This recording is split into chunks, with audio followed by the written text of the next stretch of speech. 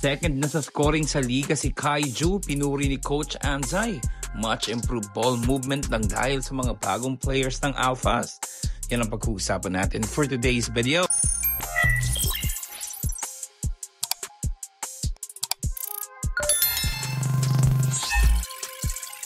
Taas ng tinalo ng ating batang si Kai Sotto sa rebounding rankings ng Japan B-League.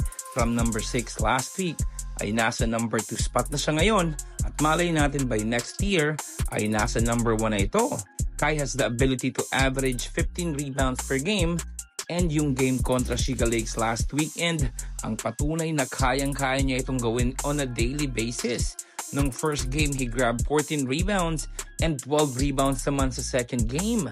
Bilang isang 7-footer sa liga, ay expected na sa kanya ang ganong numbers. Pero may mga times rin na nasa single digit lamang siya sa rebounding and yun ang need niyang magawa on a consistent basis. Dahil sobrang laking factor nito, lalo na't maglalaro siya this summer sa NBA Summer League.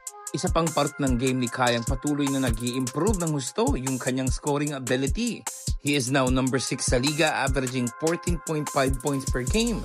Kaya naman pinuri ng Coach Higaya, head coach ng Pinoy Import, sa laki ng impact na nagawa nito sa dalawang panalo nila kontra sa Shiga.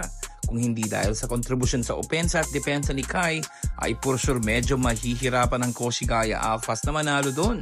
Kapansin-pansin ang laki ng improvement din sa ball movement ng Alphas dahil na rin sa kanilang mga bagong players. Si Uchiba ang isa sa tingin ko na sobrang ganda ng impact sa kanila kahit nung first game pa lang nito sa team. Pag nagtuloy-tuloy ang ganitong ball movement ng Coach Higaya ay for sure makakabangon sila sa East District Division at baka lang makapasok din sa playoffs.